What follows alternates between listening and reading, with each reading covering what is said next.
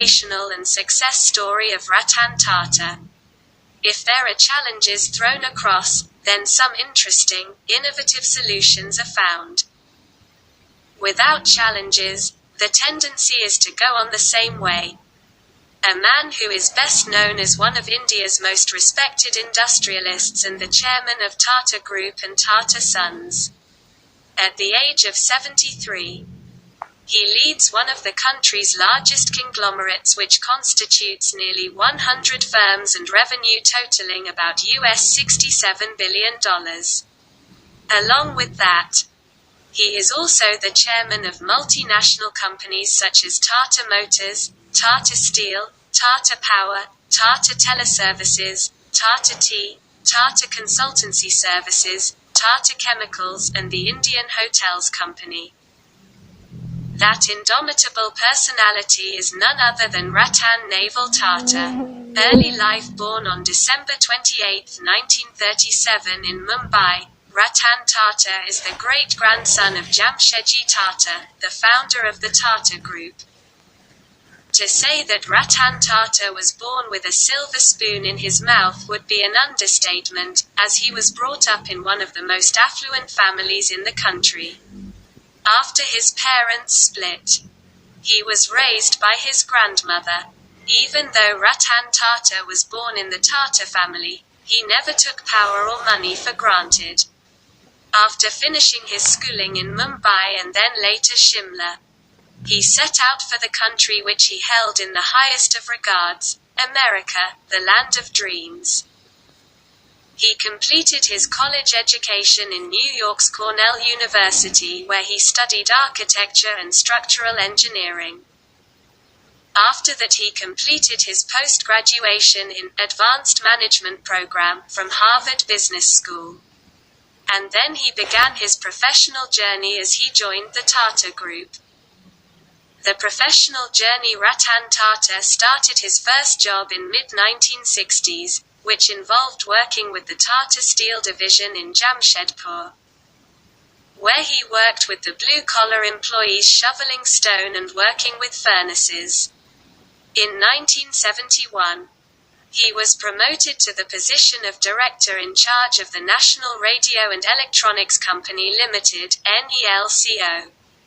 The company was in dire financial difficulty, as it had 2% market share in the consumer electronics market, with a loss margin of 40%. But under Ratan Tata's stewardship, the company touched a market share of 20% in the time period from 1972 to 1975, recovering its losses. However, in 1975, when Prime Minister Indira Gandhi declared a state of emergency which eventually led to an economic recession, the smooth rise of Nelco came to a halt. In 1977, acute union problems and eventual strikes meant the close down of Nelco. Although Ratan Tata continued to believe in the fundamental soundness of Nelco, the venture did not survive. Around the same time, he was entrusted with Empress Mills, which he managed to turn around fairly quickly, even ensuring a dividend. However, the mill faced large labor problems, and due to mounting losses stemming from decreased market demand for the mill's products, it finally closed down in 1986. Enduring such hardships, Ratan Tata developed and finessed his vision, which would imminently scale up the Tata Group of companies, becoming the unprecedented tycoon in 1991. When J.R.D. Tata stepped down as Tata Industries chairman, he named Ratan Tata as his successor. With this new position, Ratan was able to usher in a wide array of reforms.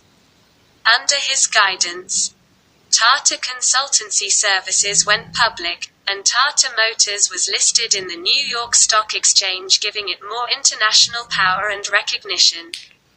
During his tenure, the company witnessed the launch of Indica, the first truly Indian car.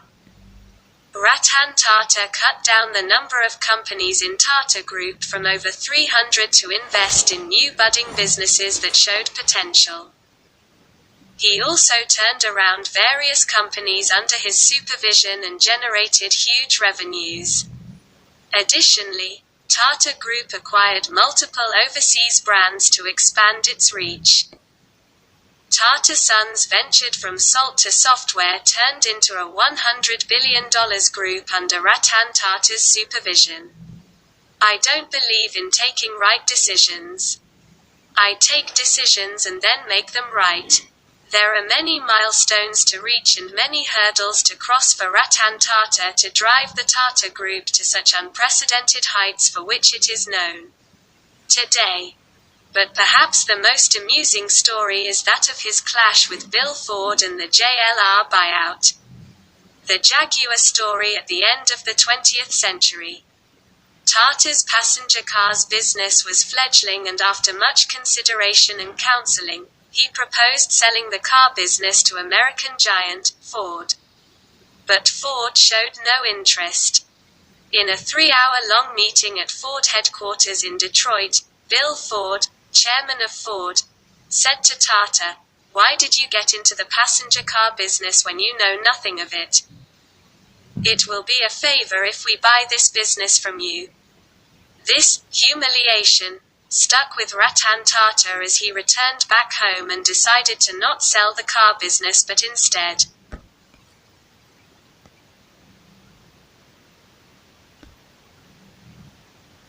work on turning it around by hook or crook. After a few initial setbacks, Tata Motors did well, and its passenger cars business began to generate huge profits. Meanwhile, Ford did very bad financially. In 2008, Ford was on its way to bankruptcy when Tata Group offered to buy its luxury car brand, Jaguar Land Rover, JLR. This time Bill Ford arrived at Mumbai for the meeting of this sellout and said to Ratan Tata, "You're doing us a big favor by buying Jaguar Land Rover." This is truly a real-world plot twist. After the global financial meltdown of 2008, Tata took over JLR brands for $2.3 billion. Within a few years of the buyout, JLR made a dramatic turnaround and is now the mainstay of Tata Motors' finances. With the volatile market situation of 2020-21, it is hard to pin down the current valuation of JLR. But various estimates range from $20 billion to $33 billion. Aspire to make a difference. For Ratan Tata, the ambition of being one of the world's most remarkable businessmen did not suffice. He wanted to do more. More than 65% of Ratan's share is invested in charitable trusts.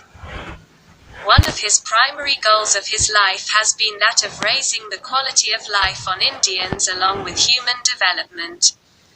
Mr. R.